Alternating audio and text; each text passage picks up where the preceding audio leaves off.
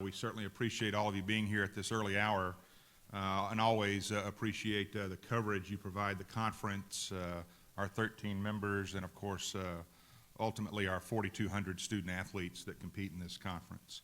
Also want to welcome the audience on Southland.org this morning, our video streaming. Want to remind everyone that tonight at 7 o'clock Central, we will have a 2-hour football preview show on ESPN3. That's 7 o'clock Central, 2-hour show later tonight with all of the student athletes and coaches that are here today. Look forward to a full day of interaction with the media, our coaches, and our student athletes. I want to certainly thank our conference staff that are here in attendance today, working throughout this project. Also, thanks to the McNeese State athletic staff, Athletic Director Bruce Hemphill, Matthew Burnett, the entire staff that are here helping us today. Also want to thank Lamar University and their video staff. Clint Burgess and his crew are here helping us with the video stream. Jeff Watts Productions, who's here to handle our ESPN3 show tonight. And of course, everyone here at the LaBerge Resort who has made this a very pleasant stay for us for the last few years for Media Day. I wanted to share a few general comments with you. As Dawsey mentioned earlier, this will be the 52nd football season in the Southland Conference in the 53rd year overall since we've been founded, or since we were founded in 1963. As we anticipate more great things in the future, I did want to touch on a few things from the past year, a few superlatives that make us believe that the Southland Conference continues to be a great place for competitive success. The league featured another NCAA track and field champion this year in the women's pole vault outdoors, Demi Payne of SFA, who set the national college indoor record 3 times during the year, and she did the same twice outdoors, including at our own Southland meet in Hammond. Her national championship in Eugene was the 20th all-time for the conference in outdoor track and field as Division I members. We had a number of academic All-Americans in sports like soccer, volleyball, softball, and also outdoor track and field. 4 of our men's cross-country teams last year finished in the top 10 of their NCAA regional meet. We had 8 individuals named All-American in outdoor track and field. And for the first time ever, we had 5 men's basketball teams go to postseason. And also for the first time, we had 4 of those teams host postseason games. Women's basketball placed 3 teams into postseason. And over the last 4 years, we've had 15 women's basketball teams advance that far beyond our conference tournament. I'm very proud of that. Back in March, our men's and women's basketball tournament set new attendance records, something we're very proud of that event in Katy. 3 of our men's golf teams advanced to NCAA regional play this year. We had a men's tennis team at A&M Corpus Christi that was nationally ranked throughout the year. And even in our newest sport, which operates a bit separately, known as the Southland Bowling League, started this past year, and 4 of our 8 teams filled up half the NCAA tournament bracket for that. SFA played for the national championship this year, a year after Sam Houston State won the national title. So one other tidbit for you, we had 4 current or former student athletes on the covers of national magazines, including 2 Sports Illustrated covers in the past year. So these are just a number of items that, as is usually the case, we've got a number of competitive superlatives that we can boast on every year in this conference. I'll have a few other academic items for you momentarily, but certainly the focus today is football and the start of another great season. I think as we've told you before, and this continues, we have an expectation of competing nationally in the FCS, participating, competing for a national championship, putting multiple teams into postseason play. Last year, for the 2nd year in a row, we placed 3 teams in the 2014 bracket, and for the 3rd time in the last 4 years, Sam Houston State made it to the national semifinals. Same expectations this year, certainly. Want to win that national championship, and I think you'll hear that from the coaches and student athletes later today. A year ago, our conference became the first in FCS to implement full NCAA instant replay. Again, at this level, the same model that's used in the FBS. Effort was very successful on very short notice for all of us, and our member institutions did a great job in implementing, again, the same system used in the FBS. Looking forward to another successful year with Replay, and would want to welcome the Big Sky and the Big South conferences as other FCS leagues that will join us in full Replay in the coming season. Replay was another positive outgrowth of our officiating consortium with the Big 12 Conference and the Mountain West Conference. That program's now in its 8th year. Like the instant replay, our conference was the first back in the day to fully merge its officiating program into that of an FBS conference, to where we have uniform recruitment rules and mechanics training, film review, everything that those other two conferences do, we're involved with as well. And now a number of other FCS leagues have joined us and have mimicked that plan by joining their regional FBS conferences. Byron Boston, our coordinator of officials, is here today. He will speak a bit at lunchtime, but he's here throughout the day to talk to you about anything involving officiating, replay, anything you might have on your mind. Also, we continue to be proud of our role as the host conference for the NCAA Division I football championship game in Frisco, where our conference headquarters is located. It's our 6th year overall as host, and it will be the final year of the current 3-year contract there in Frisco. We are in discussions with the NCAA on a renewal proposal, and we hope that happens in the near future, but certainly most of all, we want to make sure we get a Southland team back in that game. So just a few tidbits there on football. There's more success to come, and a big reason for that will be the group of folks that will come to the dais later today. I wanted to touch a little bit on television. There's handouts over here that kind of bring you up to speed on everything we're doing in television, and there's been quite a bit of progress in the last few months, certainly the last calendar year, or the last 12 months since we met with you last, where we had to really go through and negotiate everything we do in television, including our national rights agreements or our Tier 1 agreement with ESPN networks that expired with this past academic year. About a year ago, with the approval of our presidential board of directors and with some assistance from Wasserman Media Group out of New York City, we set about looking and researching for the first time in this manner on what would be best for Southland TV going forward. So through quite a bit of meetings, review, and deliberation, we have settled those deals, and I'll talk a little bit about them. But right now we're positioned. We're going to have more television than we've ever had before as a Southland Conference, and we're very proud of that. At the Tier 1 level, the national rights, and again this will be in the handout, we have signed a new ESPN agreement, a 5-year agreement through the 2019-20 academic year. There'll be a minimum of 120 appearances or games on those ESPN platforms. And I would stress the word minimum. I think there will be a lot more when it's all said and done. For the current year, it includes 9 first selection football games on ESPN3. And some of that schedule is set, the early part of the season.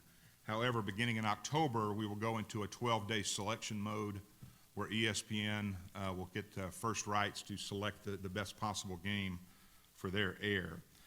ESPN3 will also be the home of doubleheader basketball, men's and women's, later on, and we're working on that schedule as we speak. The men's basketball tournament championship game will continue to be on either ESPN or ESPN2. We also expect this year to add the remainder of the basketball tournament games to ESPN3. This past year, and again this coming year, we will do the entire baseball tournament from Sugar Land on ESPN3. We continue to explore other events on that platform. As a quick aside, we also have another national agreement for our women's basketball tournament championship game on CBS Sports Network, at least through the 2016 event. So we'll continue to look at opportunities for women's basketball as well. At the Tier 2 level, which is still controlled by the conference, more regional in scope, some national, we have also signed a new agreement with the American Sports Network, a 2-year deal that replaces what we have known in the past few years as the Southland Conference Television Network, our regional effort that was very successful. This will include 12 second selection football broadcast primarily on over-the-air stations for the next couple of football seasons, and we'll also include a number of Monday night men's basketball games in the upcoming couple of years. So we're very excited about more opportunities there for men's basketball. Ed Grom, who is the Director of Conference Relations with American Sports Network, is here. He's back here in the room, and he can share with you all the great things that are happening with ASN, which is overseen by the Sinclair Broadcast Group. So, Ed, welcome, and we appreciate your interest in Southland Conference television. Also, in the last week, we've signed another regional deal. It's more of an extension or an enhancement of a deal we've had with Cox Sports Television, which is based here in Louisiana. It will include 10 live broadcasts through each of the next 2 academic years, and also include 4 football games that we will announce a bit later in the calendar that will kind of be impacted by what we do with ESPN and American Sports Network. At the Tier 3 level, which is the institutional rights, those are the games that the conference does not select for broadcast. At the Tier 1 or Tier 2 level, those revert back to the schools, and those come in all shapes and sizes. What you're going to see different this year is Stephen F. Austin has signed its own deal with ESPN3 for its, quote, local television, but that will obviously have a regional and national impact.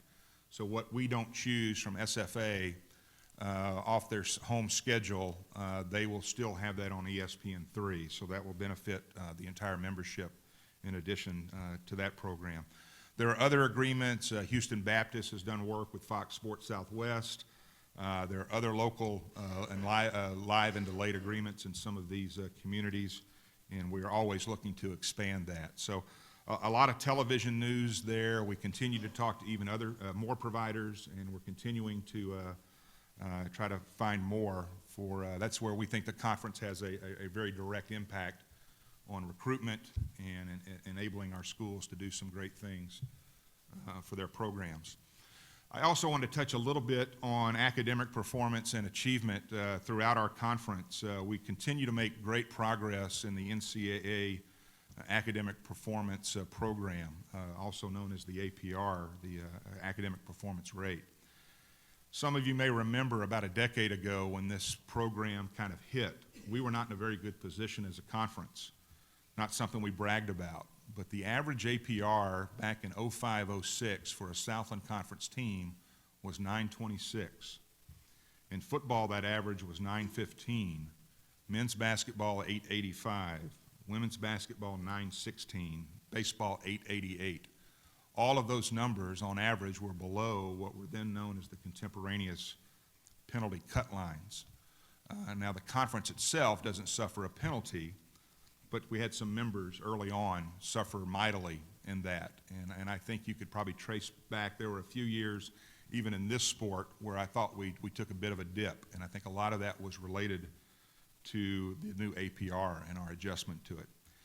However, despite the troubles we had early on, it really triggered something in our Southland presidents. They made APR improvement the #1 priority in this conference.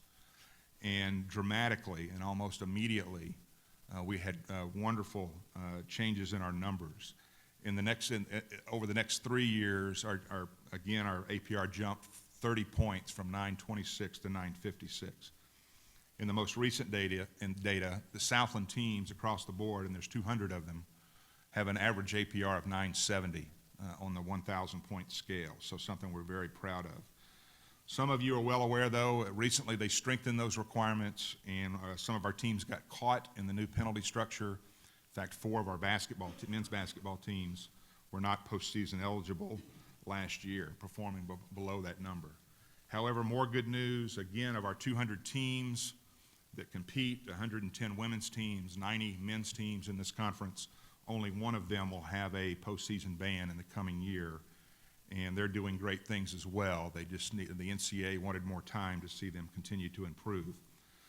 So the discussion really at all levels in this conference, administrators, presidents, coaches, is that really if we cannot master APR, then nothing else matters in this conference. We can talk about football success, we can talk about our basketball tournament, we can talk about TV. If we don't master the Division I standard for academics, none of that matters. And I will tell you that we are committed as a conference to do that, and we want all the benefits of Division I membership. So we just can't afford to dabble in the danger zone, so to speak, of APR. I know this isn't a subject that's splashy or sizzles with the media all the time. You usually don't write about this until there's trouble, but I tell you it's a very important story, and these coaches will tell you about it. Our administrators who have changed things on our campuses will tell you about it, and we're in a much better position for that. Also academically, some really important numbers for you. In the past year, 2,200 selections of student athletes to our academic honor rolls in the fall and the spring, 2,200. That indicates a 3.0 or better grade point average. Of those 2,200 selections, 360 had 4.0 grade point averages, something we're very proud of.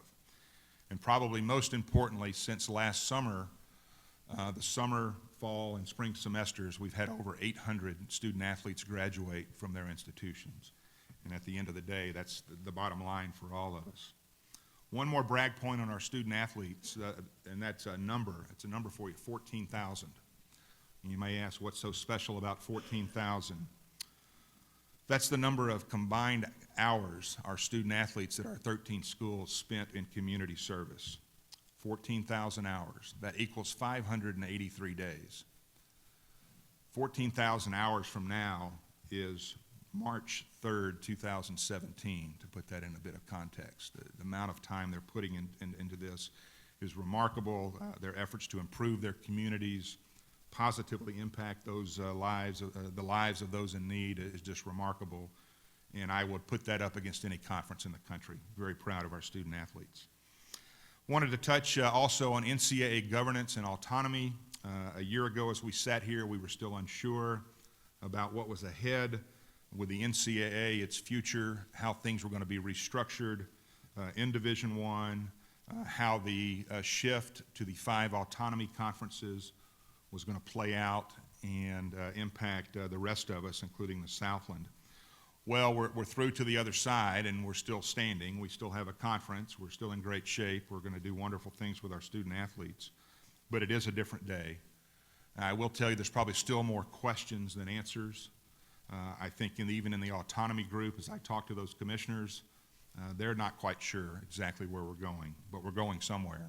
And you know, some of the unknowns, you know, comes from a lot of the NCAA uncertainty with its legal issues that continue. In fact, we're expecting news momentarily, any minute now, I guess, on some of these legal issues that are still out there.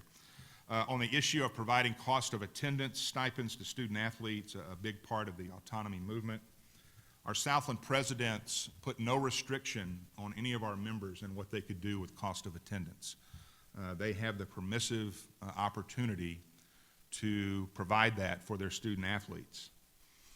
And you're going to see some movement in our league, more likely in basketball initially, but many are taking a wait-and-see approach. You know, there's kind of this rush to judgment. Do we have to provide cost of attendance? And we're not quite sure we do yet. I think there's a side issue in FCS football that a lot of us are asking or looking inward. We've got to remember FCS football is not what the Autonomy 5 is trying to do. In fact, we have mandated to ourselves and fit within a process that doesn't even try to do what the other group of 5 conferences do. So in FCS, we're not really chasing that for our football. That's not to say it's not being talked about. It's certainly being thought about. But right now, I would classify FCS football, for the most part, with a few exceptions around the country, as kind of wait and see and kind of figure out, is this something we really have to be a part of? And then once we do make that commitment, fully understand what that includes, including ensuring that we stay within gender equity Title IX requirements as well. So a lot of other elements in autonomy, including student-athlete medical oversight and protections. I would fully expect our Southland institutions to fully participate in that. in all of this change, I would tell you that I don't see anything here that relegates this conference to any lesser competitive standing or jeopardizes the future well-being of what we provide for our student athletes. So in many, many ways, that Autonomy 5 group has had autonomy for a long time, and it really hasn't impacted us any differently. I close this morning with just a common thread, a basic statement for what we're about in the conference office, the conference and the conference office, and that's student-athlete success. That's a very basic, simple statement that can get very complicated very quickly. And I will tell you that as commissioners, one of my roles is to be the cheerleader in chief for this conference. And you've heard my propaganda this morning, and I want to share that with you as much as I can, and I'll do that at every opportunity. That's certainly not to say we don't have our issues or challenges in this conference. We certainly don't ignore those. I think everyone knows this conference, a number of its schools have to face some financial challenges every year. It seems to be a yearly sport at some places. But while we don't like those problems, I think all of us, whether it's conference office or membership, really enjoys the challenge of taking on those problems, working together, interacting with our membership, building consensus, and moving forward with some great positive solutions. So with all this information, competitive, academic, that I've provided you this morning, I can report to you and very confidently that the Southland and its members will continue to do what's best for student athletes as they compete, learn in the classroom, and advance toward degree completion and develop as outstanding citizens with a lot of postgraduate accomplishment ahead of them. So that's what we're about, student-athlete success. It starts today with another great Football Media Day event. Everyone's still undefeated, including the commissioner, and we're looking forward to a great year, and it starts with a great day today. So that's what I had for you this morning. Certainly happy to answer any questions you may have about the conference or any of the topics I've talked about.